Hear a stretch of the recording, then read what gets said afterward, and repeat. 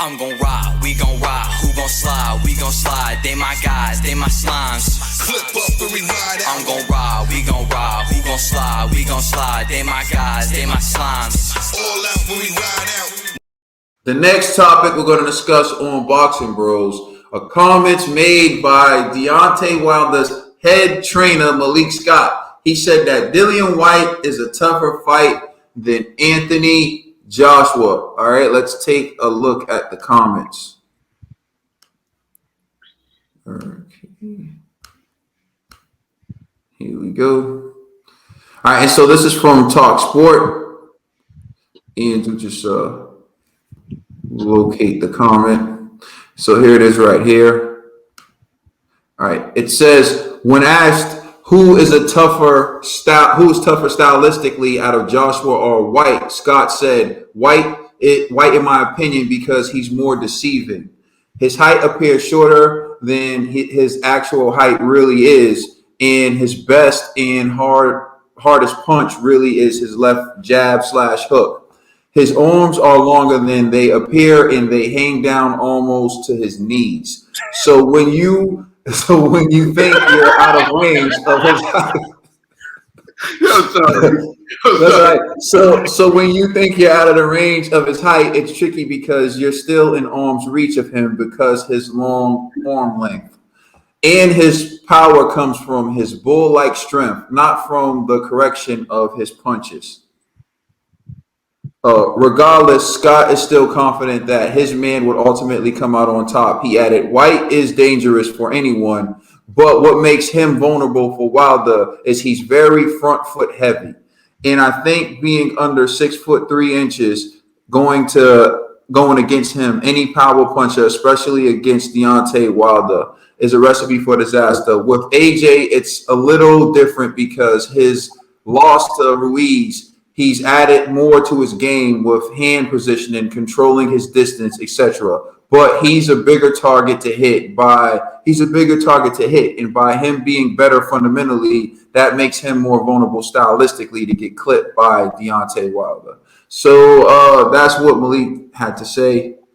I'll turn over to you, G. What do you think of what Malik Scott had to say about your boy? Truthfully, I actually agree with him. I don't agree with every talking point that he brought up, but I do agree that Dillian Whyte is a tougher fight for Wilder than Joshua. It was funny when he was talking about his arm's length and his arms down to his knees, but it's true. Dillian Whyte, his reach is surprisingly long for his body, right? So that does play a major advantage, in boxing. But however, I just looked it up. Dillian Whyte's 6'4", so he was talking about guys under 6'3", and I'm like, Dillian Whyte's 6'3" or under 6'3". Well, maybe he thinks that listing is inaccurate. Maybe he thinks that Dillian Whyte's really under 6'3". Oh well, yeah, I don't know, man. He doesn't seem that short because Povetkin's 6'2", and he clearly is taller than Povetkin. So I believe that Dillian Whyte is 6'4", but I think, hey man, listen, all right, get my my statement ready because I'm looking at the book now. This is what I honestly believe. After Joshua's loss to Andy Ruiz, I think Joshua is now fighting more cautiously, right? Dillian, it don't matter how many times homie gets knocked out. He still is bringing that pressure, and so I don't think Dillian is going to be hesitant to pull the trigger.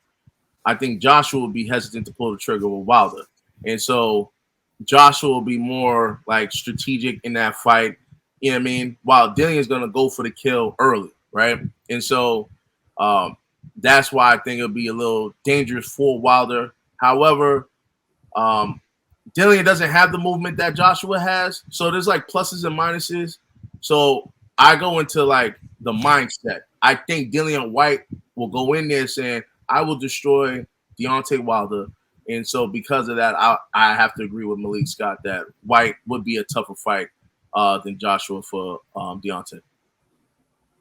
All right, dog, Bill. on this episode of a sparring vixen about wow wow wow wow. Oh man, these guys. No, I don't see it. That's just me personally. Maybe I don't see it. But I do think both of these guys will beat Wilder.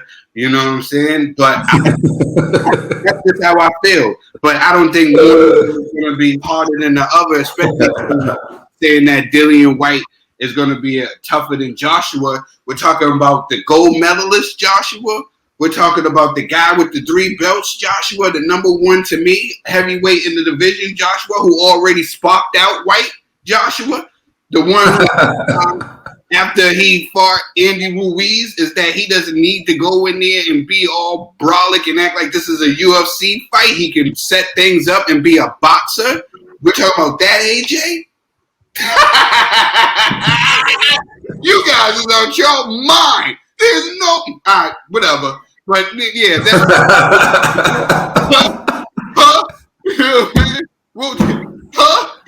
We'll just use that, okay? That's just how I feel right there. Y'all just got my opinion. I mean, I really don't have much to add except, it's evident that Wilder's team, they have a strategy to downplay Joshua. It's evident. It's been evident for the longest period of time. They're talking about Dillian Whyte and Deontay Wilder beating Dillian Whyte. Anthony Joshua's already beaten Dillian Whyte, like Trill pointed out. So I know AJ can beat Dillian Whyte. And he's talking about Andy Ruiz's style and all that. I know Anthony Joshua can beat Andy Ruiz.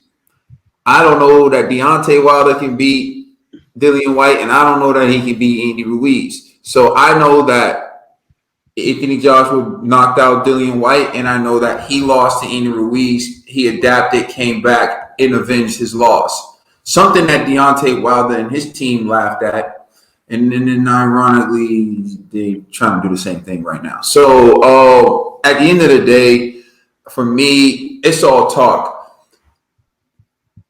I'm with Trill. I think both of them will beat Deontay Wilder. So just fight one. Because after you fight that one, I don't think you're going to even want to fight the other. So how about that? Let us know how you feel in the comment section. Please like and subscribe. Check us out on Instagram and Twitter. And please check out our podcast on all major streaming services. Let us know what you think. We the Boxing Bros.